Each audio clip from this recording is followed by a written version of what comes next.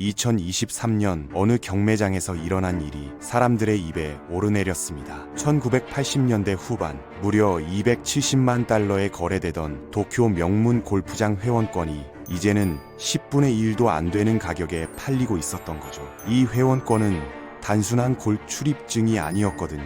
그것은 일본 경제의 거품이 얼마나 극단적이었는지를 보여주는 상징이었죠. 당시 일본의 골프 회원권 시장 전체 가치는 2천억 달러에 달했는데 이는 한 나라의 GDP에 맞먹는 규모였습니다. 더 놀라운 것은 도쿄 항공부지 하나의 가치가 캘리포니아주 전체 부동산 가치보다 높게 평가되던 시절이 실제로 존재했다는 사실이죠. 믿기 힘들지만 정말 그랬어요. 하지만 이런 경제적 광기는 정치적 실수와 맞닿아 있었습니다. 역사를 살펴보면 국가의 운명을 좌우하는 건 결국 지도자의 선택이거든요. 오늘은 미국 역사상 최악의 대통령들에 대한 이야기입니다. 그들이 어떻게 나라를 위기로 몰아넣었는지, 그리고 그들의 선택이 오늘날까지 어떤 영향을 미치고 있는지 살펴보겠습니다.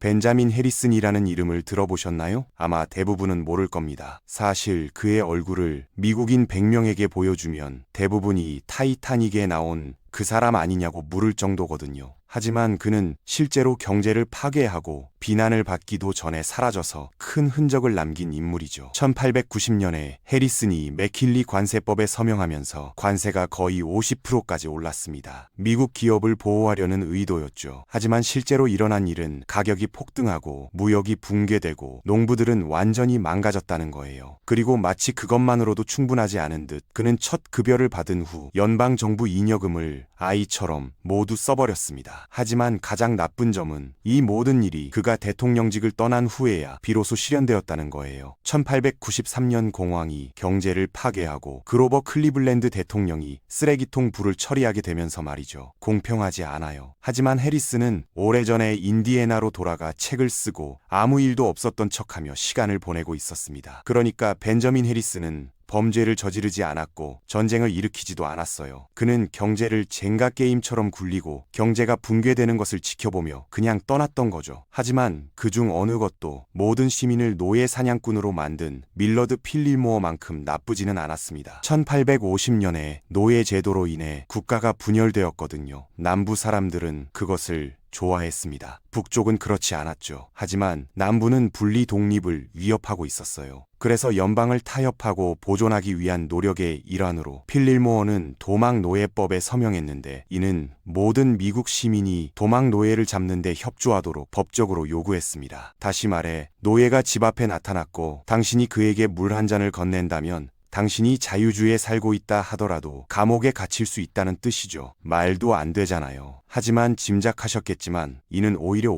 역효과를 낳았습니다. 노예제도에 대해 전혀 관심이 없던 일반 사람들이 갑자기 뭔가 잘못됐다고 생각하게 된 거예요. 하룻밤 사이에 폐지 운동이 커지고 평범한 사람들이 날이 갈수록 급진화되는 상황이 벌어졌죠. 그래서 필리모어는 자신이 평화를 지키고 있다고 생각했지만 결국 불에 기름을 붓는 꼴이 되어 나라를 내전으로 한 걸음 더 가까이 몰고 갔습니다. 하지만 이는 미국 역사상 가장 짧은 대통령 임기 기록을 보유한 윌리엄 헨리 해리슨만큼 당혹스러운 일은 아니었어요. 1841년에 해리슨은 68세였는데 당시 선출된 대통령 중 가장 나이 많은 사람 중 한 명이었죠. 그래서 그는 직무에 필요한 에너지가 아직 남아있다는 것을 증명하기 위해 역사상 긴 취임 연설을 했습니다. 약 2시간 정도 걸렸는데 이 남자는 코트도 없고 모자도 없고 상식도 없이 밖에 나갔던 거예요. 그 노인은 단지 자신이 여전히을 가지고 있다는 것을 증명하고 싶었을 뿐이죠. 할아버지가 스케이트보드를 타고 킥플립을 시도하는 것과 비슷한 상황이었어요. 하지만 몇 주 후에 그는 심한 감기에 걸렸고 그것이 폐렴으로 발전했습니다. 역사의 대부분 동안 우리는 그것이 빗속에서 한 그의 미친 연설에서 비롯되었다고 생각했죠. 하지만 현대 역사가들은 백악관의 오염된 식수로 인해 발생한 장티푸스일 가능성이 더 높다고 보고 있습니다. 어느 쪽이든 윌리엄 헨리 해리슨은 취임한 지 31일 만에 죽었어요. 그는 단 하나의 법에도 서명하지 않았고 단 하나의 결정도 내리지 않았습니다. 그 대신 그는 실제 대통령이 되는 것보다 취임 연설문을 쓰는데 더 많은 시간을 보냈던 거죠. 상황을 더욱 악화시키는 것은 그가 헌법적 위기를 촉발했다는 거예요. 당시에는 대통령이 임기 중에 사망한 후에 무슨 일이 일어나는지 아무도 몰랐거든요. 부통령이 단순히 대통령 역할을 했는지 아니면 대통령이 되었는지는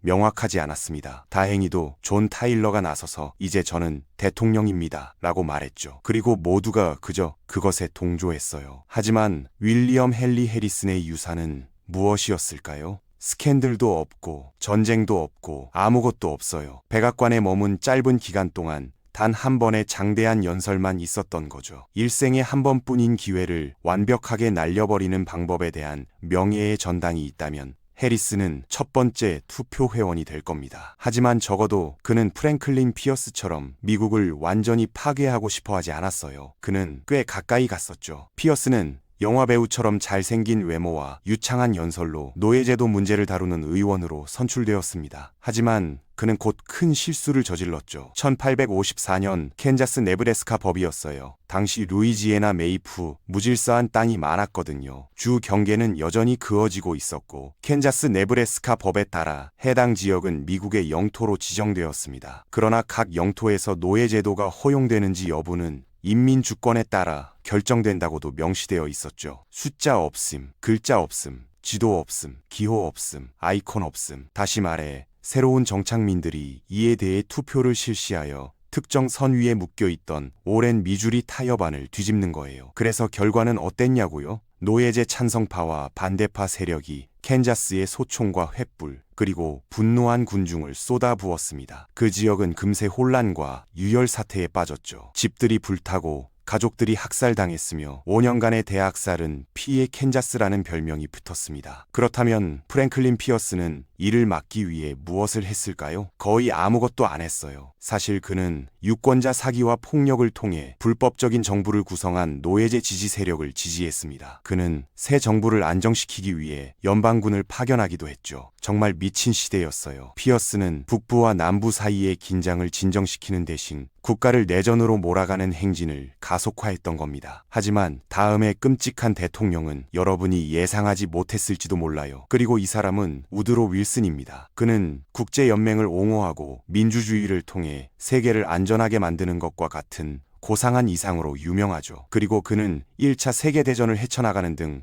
꽤 훌륭한 일을 해냈어요. 하지만 문제는 여기에 있습니다. 그는 국내에서 미국 역사상 가장 극심한 미국적 자유침해 행위를 저질렀거든요. 1차 세계대전 중에 그는 간첩법과 선동법에 서명하여 정부를 비판하는 것을 범죄로 규정했습니다. 군대나 국기까지도요. 그의 행정부 하에서 2,000명이 넘는 미국인이 언론인, 노조 지도자, 자신의 생각을 말하는 일반 시민과 마찬가지로 기소되었죠. 언론의 자유, 즉 미국의 민주주의의 기반이 전쟁 중의 편집증으로 인해 무너졌던 겁니다. 하지만 윌슨은 그것이 충분히 가치 있는 일이라고 생각했어요. 1차 세계대전 이후 그는 세계 평화를 유지하기 위해 고안된 최초의 세계적 정부 간 기구인 국제연맹을 추진했습니다. 하지만 작은 문제가 하나 있었죠. 이 법안은 미국 상원에서 거부되었는데 그 이유는 이 법안이 미국을 유럽 전쟁에 끌어들일 것을 우려했기 때문이었어요. 결국 미국을 제외한 63개국이 참여하는 국제연맹이 성립되었죠. 그래서 윌슨은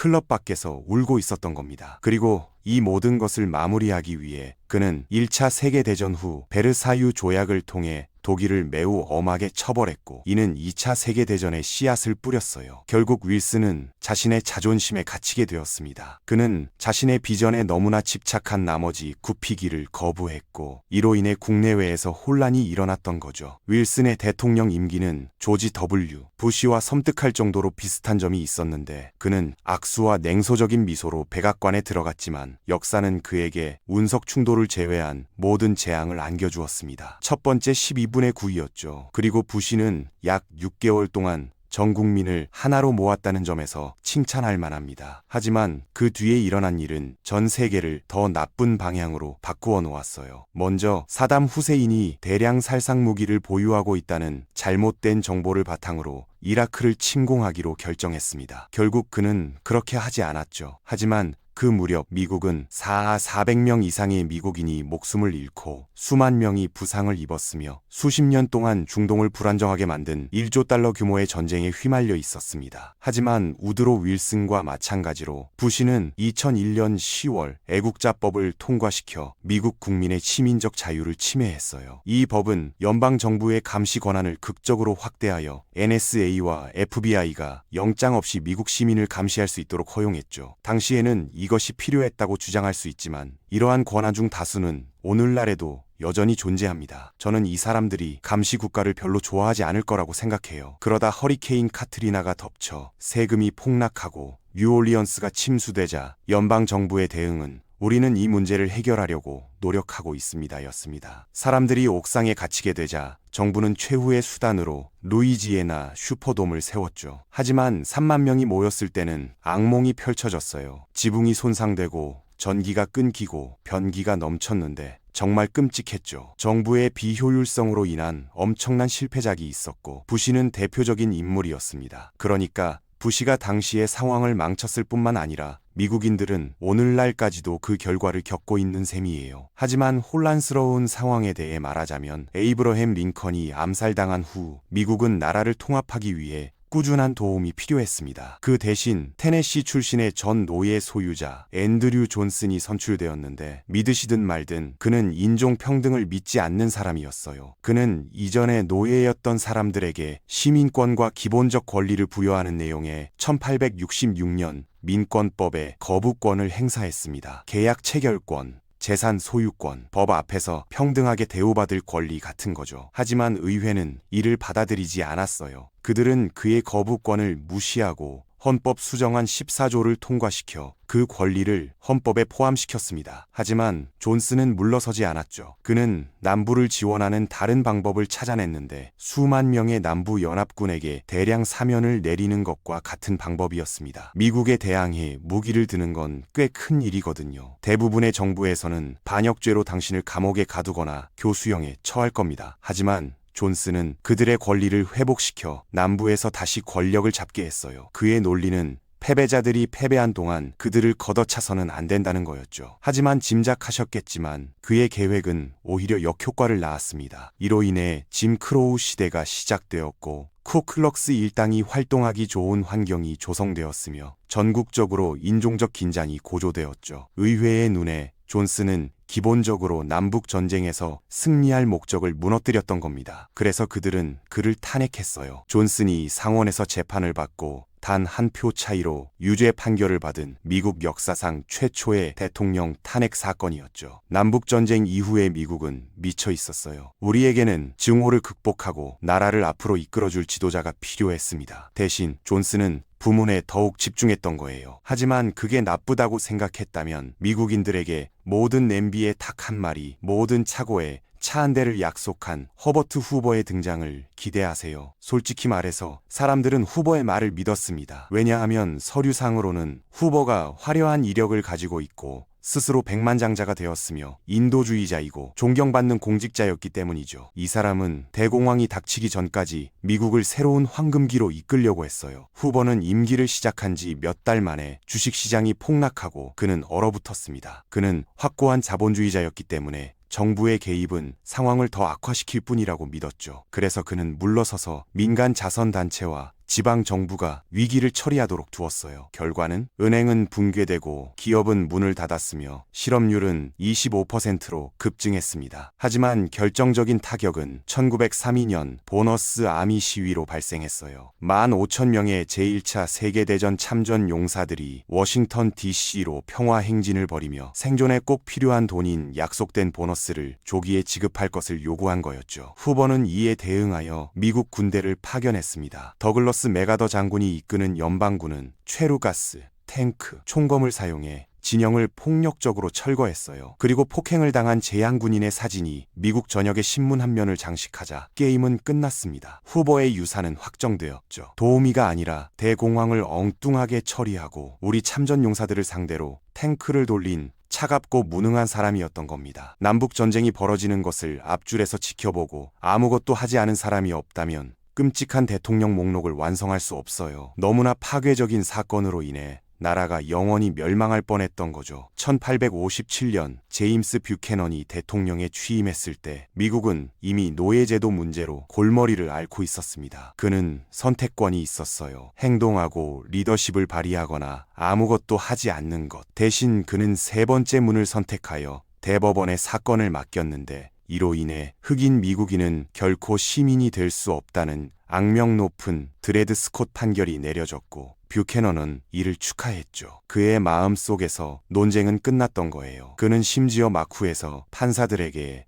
노예제에 대한 전면적인 찬성 판결을 내리라고 압력을 가했는데 이것이 문제를 일단락 지을 것이라고 생각했기 때문이죠. 스포일러 경고. 그렇지 않았습니다. 그 대신 그것은 북쪽에 불을 지폈어요. 그리고 3년 후 노예제도 확대에 반대했던 에이브러햄 링컨이 남부 선거인단 한 표도 얻지 못한 채 대통령에 당선되었습니다. 남부는 당황했죠. 더 이상 국가적 권력이 없게 되자 링컨이 대통령에 취임하기도 전에 남부주들은 연방에서 탈퇴하기 시작했습니다. 그리고 당시 대통령이었던 뷰캐넌은 분리 독립이 불법이라고 주장했지만 연방 정부가 이를 막을 권한이 없다고도 주장했어요. 고맙긴 한데 아무것도 안 해줬던 거죠. 뷰캐넌이 대통령직을 떠날 무렵 7개 주가 사라졌습니다. 연방 요새는 함락되었고 미국은 내전의 늪으로 빠져들었어요. 뷰캐넌의 유산은 스캔들이나 한 가지 나쁜 법률로 정의되지 않습니다. 이는 국가의 생존이 위태로울 때 아무런 조치를 취하지 않은 그의 실패로 정의되는 거죠.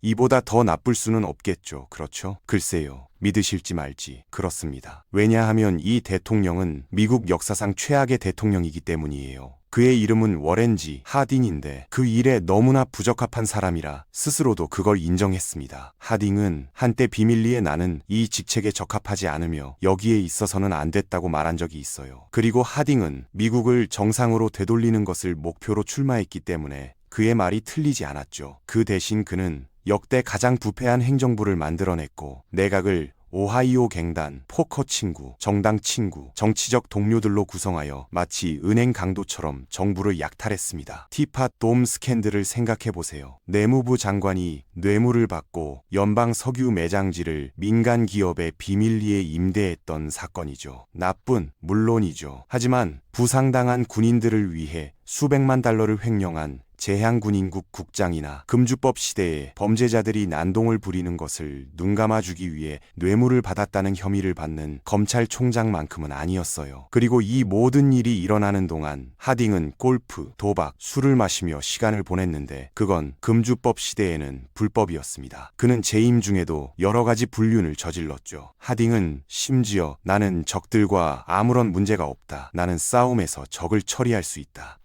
하지만 내 친구들은 내감에 바닥을 걷게 만드는 사람들이야 라고 인정했어요. 워렌 G. 하딩이 1923년 스캔들 와중에 심장마비로 사망하면서 그의 행정부 내부의 부패가 나라를 충격에 빠뜨렸고 이로 인해 길드가 그를 갉아먹기 시작했을 수도 있습니다. 하딩의 대통령 임기는 정부에 대한 신뢰를 손상시켰을 뿐만 아니라 오히려 산산조각 냈던 거예요. 개인적으로 이 이야기를 보기 전까지만 해도 대통령이라는 직책은 그저 권력의 상징이라는 생각을 하기도 했지만 이들의 행적을 보니 지도자의 선택이 얼마나 무서운 결과를 가져올 수 있는지 깨닫게 되네요. 적어도 그들의 실패는 우리에게 중요한 교훈을 남겼죠. 리더십의 부재가 얼마나 큰 재앙을 불러올 수 있는지를요. 오늘날 우리는 정치적 부패에 대해 여전히 회의적이고 그것이 우리 눈앞에서 일어나고 있음에도 불구하고 때로는 무감각해지기도 합니다. 하지만 역사는 반복되는 법이고 우리가 과거에서 배우지 않는다면 같은 실수를 되풀이할 수밖에 없을 거예요. 오늘은 미국 역사상 최악의 대통령들에 대한 이야기였습니다.